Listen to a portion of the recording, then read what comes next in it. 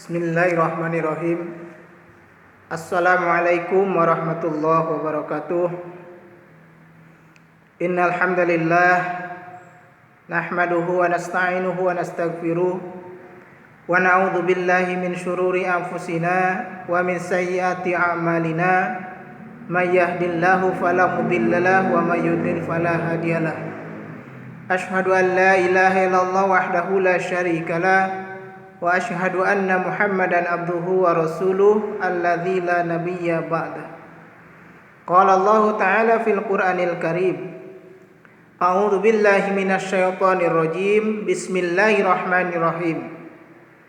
Alladzina kafaru wa saddu an sabilillahi adalla a'malahum. Shadaqallahul adzim. Alhamdulillah, pada kesempatan kali ini saya bisa kembali hadir untuk menyampaikan kajian tafsir yang insyaallah pada kesempatan kali ini saya ingin menyampaikan ringkasan tafsir dari surah Muhammad, surah Muhammad. Tapi sebelumnya saya ingin menyampaikan mukadimah mengenai surah Muhammad ini. Untuk lebih jelasnya saya akan terangkan di papan tulis. Tolong disimak baik-baik agar tidak gagal paham ya. Simak baik-baik di papan tulis.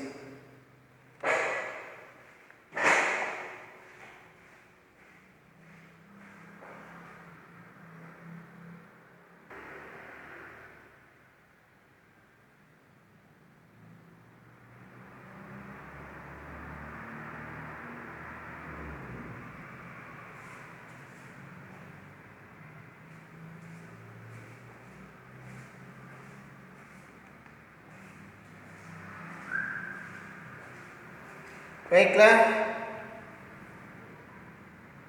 surah Muhammad ya, ada nama lainnya dari surah Muhammad ya. Jadi ada yang mengatakan surah ini dinamakan dengan surat Al-Qital ya. Al-Qital artinya peperangan. Ada juga yang menamakan surat ini surat Muhammad. Surat ini adalah surat Alladzina Kafaru.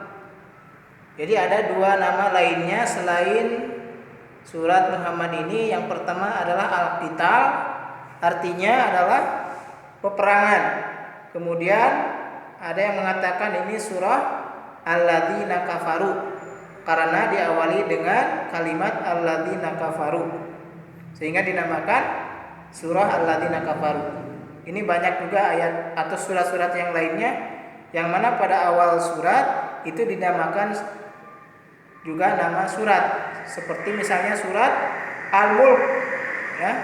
Ada yang mengatakan itu surat Tabarok karena memang awalnya adalah kata-kata Tabarok, Tabarakalladzi biyadihil mulk. Sehingga ada yang mengatakan surat Tabarok, ada juga surat Al-Mulk.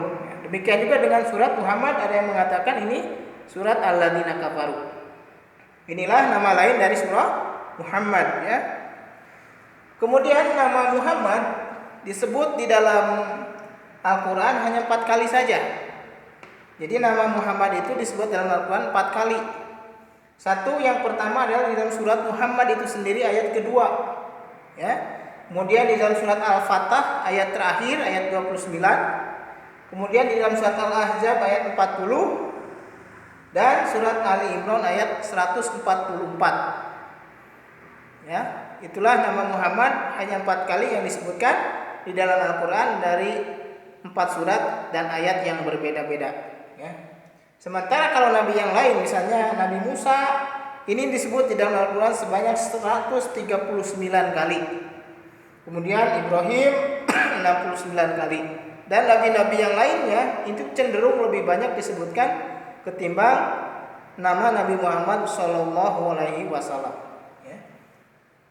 Nah, inilah mukadimah dari surah Muhammad. Yang pertama, nama lain surah Muhammad adalah tadi itu Al-Qital, kemudian Alladzina Kafaru. Kemudian nama Muhammad disebutkan di Al-Quran hanya 4 kali saja di dalam 4 surat dan ayat yang berbeda, yaitu surat Muhammad, surat Al-Fatah, Al-Ahzab dan Al-Imran. Sementara nabi yang lainnya saya ambil contoh Nabi Musa dan Ibrahim, itu Nabi Musa disebutkan 139 kali dan Nabi Ibrahim disebutkan 69 kali. Mari kita lanjutkan kajian tafsir surah Muhammad. Apa isi kandungan dari surah Muhammad ini? Mari simak bersama-sama.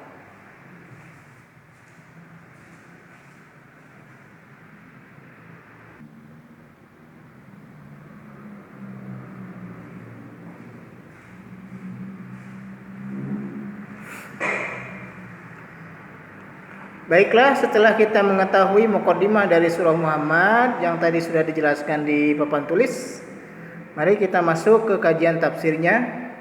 Ya. Yang pertama, surah Muhammad ini golongan suratnya adalah surat Madaniyah. Surat Madaniyah. Ya. Jadi surat ini golongan suratnya surat Madaniyah, ya, karena diturunkannya setelah hijrah Nabi. Tepatnya di tahun ke-10 Hijriah, ya. Kemudian terdiri dari 38 ayat, ya. 38 ayat, terdiri dari 38 ayat, golongan surat Madaniyah, turunnya setelah surat Al-Hadid, ya. Setelah surat Al-Hadid, ya. Nah, kemudian apa isi kandungan dari surah Muhammad? Ini ada beberapa poin. Yang pertama, menjelaskan tentang tanda orang kafir. Yang kedua, menjelaskan tentang balasan bagi orang kafir. Yang ketiga, tanda orang munafik. Kemudian balasannya bagi orang munafik. Ya. Yang pertama, menjelaskan tentang tanda orang kafir dan balasan bagi orang kafir. Yang kedua, tanda orang munafik dan balasan bagi orang munafik. Yang ketiga, menjelaskan tentang sungai yang ada di dalam surga yang Allah peruntukkan, sediakan untuk orang-orang yang bertakwa. Itu. Nah, kemudian yang selanjutnya adalah menjelaskan bagaimana orang-orang yang munafik itu disebutkan akan dikelompokkan dengan orang-orang kafir. Bahkan di dalam surat yang lain akan dikelompokkan juga dengan orang-orang musyrik, ya. Ya. Baiklah, kita ke poin yang pertama, ya.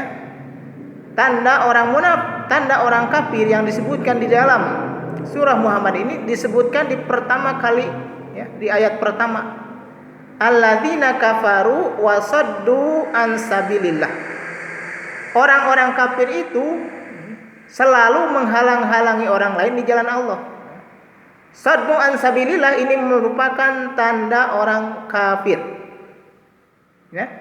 Jadi orang kafir itu dari dulu sampai sekarang pekerjaannya yang menjadi tanda bagi dirinya adalah saddu an sabilillah, yaitu menghalang-halangi orang lain di jalan Allah. Kemudian apa balasannya? Langsung di ujung ayatnya itu adalla a'malahum. Maka balasan bagi orang-orang yang kafir itu, Allah akan menghapus, menyia-nyiakan amal-amal baik mereka tentunya.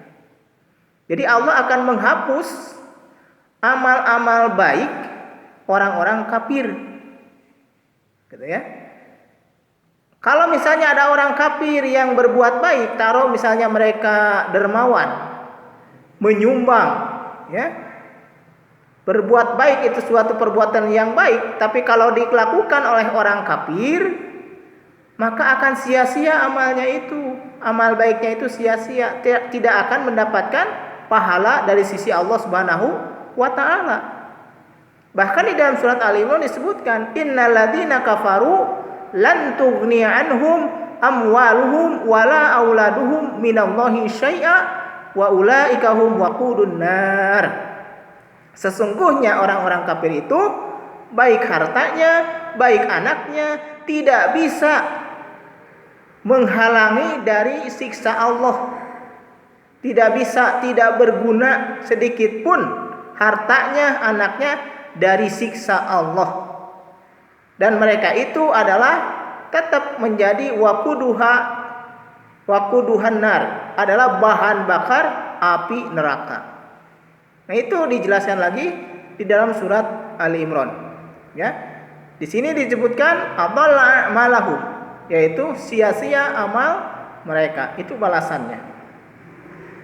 Yang kedua, surat Muhammad ini menjelaskan tentang tanda orang munafik. Nah, ini dijelaskan di ayat yang ke-16.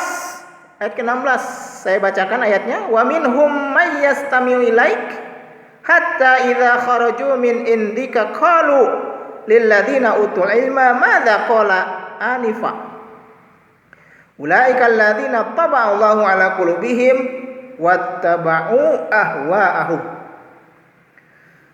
Dan di antara mereka, nah mereka ini adalah orang munafik yang disebutkan ya. Dan di antara mereka ada orang yang mendengarkan kepada perkataan Muhammad. Artinya mereka orang-orang munafik itu ada juga yang suka ikut pengajian atau majelis Rasulullah, ya, ikut mereka ngaji bersama Rasulullah.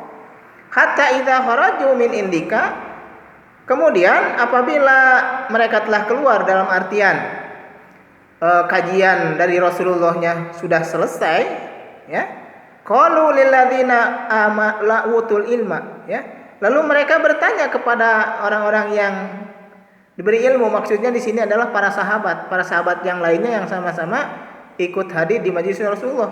Mereka bertanya, madza qala anifa, apa sih yang Muhammad katakan barusan? Nah, ini menandakan di sini tafsir Ibnu Katsir dijelaskan bahwa ciri orang munafik kalau ketika mengikuti kajian, ya, pengajian, maka tidak pernah memperhatikan, ya, tidak pernah memperhatikan sehingga apa yang disampaikan oleh penceramah itu tidak mereka pahami karena memang tidak memperhatikan. Itu ciri orang munafik disebutkan di sini ya. Makanya ketika kita menghadiri suatu majelis ilmu, dengarkanlah, ya, simaklah, dengarkanlah baik-baik, diamlah, kan begitu ya. Apalagi yang disampaikannya tentang ayat-ayat Al-Qur'an. Apabila kalian tidak memperhatikan, bahkan apa yang disampaikan oleh ustadz itu tidak dia pahami karena dia memang tidak memperhatikan, maka itu pertanda orang itu seperti orang munafik. Disebutkan di dalam surah Muhammad ayat ke-16. Mereka bubar dari pengajian Rasulullah, mereka berkata kepada para sahabat, apa sih yang barusan Muhammad katakan? Kenapa bisa demikian? Karena memang ketika pengajian mereka tidak memperhatikan. Tidak memperhatikan apa yang disampaikan oleh Rasulullah. Jadi, kesimpulannya tanda orang munafik di sini disebutkan ketika mengikuti majelis suatu ilmu, dia tidak memperhatikan, sehingga dia tidak bisa memahami apa yang disampaikan oleh penceramah, ya. Kemudian balasannya langsung disebutkan juga di ujung ayat 16 ini, yaitu ulaikal ladzina taba'allahu ala qulubihim, ya. Itulah mereka yang mana Allah langsung menghukum mereka dengan taba Allah. Allah mengunci kepada qulubihim, hati-hati mereka. Orang-orang munafik ini Allah hukum dengan cara mengunci hati-hati mereka. Sehingga ketika Allah sudah mengunci hati mereka, apapun yang diterima kebenaran itu tidak akan menjadikan dia itu baik. Kenapa? Karena hatinya sudah dikunci. Bahkan di ayat-ayat selanjutnya disebutkan penglihatannya juga dikunci, pendengarannya juga dikunci, Allah butakan, Allah tulikan, sehingga mereka tidak mau lagi mendengar yang baik, tidak mau lagi melihat yang baik. Nah, itu adalah balasannya bagi orang-orang munafik. Jadi yang kedua, tanda orang munafik, ya, tanda orang munafik adalah tidak memperhatikan ketika sedang ada kajian. Nah, kemudian yang ketiga disebutkan bahwa di dalam surat Muhammad ini disebutkan tentang sungai yang ada di dalam surga. Ayat 15 mengatakan, "Matsalul jannatil lati wu'idat mu'idal muttaqun. Perumpamaan surga yang Allah sediakan untuk orang-orang yang bertakwa, wa anharum min fiha anharum mimma'in ghairu asin. Di dalam surga itu ada sungai yang airnya ghairu asin, yang tidak asin, tidak payau. Maksudnya air mineral, air yang menyegarkan. Wa anharum min labanin lam yataghayyar ta'muh. Yang kedua ada lagi sungai-sungai berupa airnya itu air susu lam yataghayyar ta'muh, yang tidak akan pernah berubah rasanya, warnanya dan juga aromanya, tidak basi. Kemudian wa anharum min khamrin ladzatil lisyaribin. Kemudian di dalam surga itu juga ada sungai-sungai yang airnya berupa air khamr, mungkin perasan anggur, ya. Ladzatil lisyaribin, yang lezat rasanya bagi peminumnya. Wa anharum min asarin musaffa. Dan yang keempat ada lagi sungai-sungai yang berupa sungai madu pilihan, ya. Nah, itulah perumpamaan sungai yang ada di surga. Disebutkan adalah ada 4 jenis sungai, yaitu mimma'in ghairu asin, air yang menyegarkan, tidak asin. Min labanin lam yataghayyar ta'muh, yang kedua sungai susu yang tidak pernah berubah rasanya, aromanya dan juga warnanya. Yang ketiga min khamrin ladzatil lisyaribin, sungai berupa khamr, ya, yang tidak memabukkan, yang lezat rasanya bagi peminumnya. Dan yang keempat adalah min asalin musaffa, yaitu madu pilihan. Kemudian di penghujung ayat ini Allah menjelaskan tentang balasan bagi orang-orang yang kafir. Khalidun finnar, mereka akan kekal berada di dalam neraka. Wasuqu ma'an hamiman, dan Allah akan memberi minum kepada penduduk neraka itu dengan hamiman, yaitu air panas yang mendidih. Faqatta'a am'a'ahum, yang akan memutus, menghancurkan usus-usus mereka. Itu balasan bagi orang-orang yang kafir, ya. Nah, itulah isi kandungan dari surah Muhammad, ya. Yang pertama adalah tentang tanda orang kafir, yaitu tadi disebutkan wasaddu an sabilillah, selalu menghalangi orang lain di jalan Allah. Kemudian juga Allah langsung memberikan balasannya. Yang pertama adalla a'malahum, yaitu akan sia-sia amalnya, Allah tidak akan memberikan pahala kalau dia itu berbuat baik, ya. Kemudian di akhiratnya Allah sudah menyediakan suku hamiman, Allah akan memberi minum kepada mereka dengan air yang mendidih. Faqatta'a am'a'ahum, yang akan memutuskan atau menghancurkan usus-usus mereka. Kemudian poin yang kedua yaitu tanda orang munafik. Allah menjelaskan tanda orang munafik yang disebutkan di sini adalah ketika menghadiri majelis ilmu mereka tidak memperhatikan, sehingga ketika selesai itu pengajian mereka malah nanya kepada temannya apa yang disampaikan barusan. Ini tanda orang munafik. Apa balasan bagi mereka orang munafik? Disebutkan di dalam ayat ini, ayat 16 ini adalah Taba'allahu ala qulubihim, Allah akan mengunci hati-hati mereka. Kemudian wa absarahum, kemudian mengunci juga kepada penglihatan mereka. Kemudian mengunci juga kepada pendengaran mereka. Ya, sehingga apapun kebenaran dia tidak mau lagi melihatnya, tidak mau lagi mendengarnya, dan hatinya menolak apa itu yang namanya kebenaran. Itulah hukuman dari Allah Subhanahu wa taala. Dan yang terakhir adalah tentang perihal sungai yang disebutkan oleh Allah, ya, di dalam surga. Ada 4 macam sungai, sungai air biasa, air susu, khamar, dan madu pilihan. Itu saja mungkin kesimpulan isi kandungan dari surah Muhammad. Insyaallah selanjutnya adalah ringkasan kajian tafsir surah Al-Fatah. Mudah-mudahan ada manfaatnya. Billahi fi sabilil haq. Assalamualaikum warahmatullahi wabarakatuh.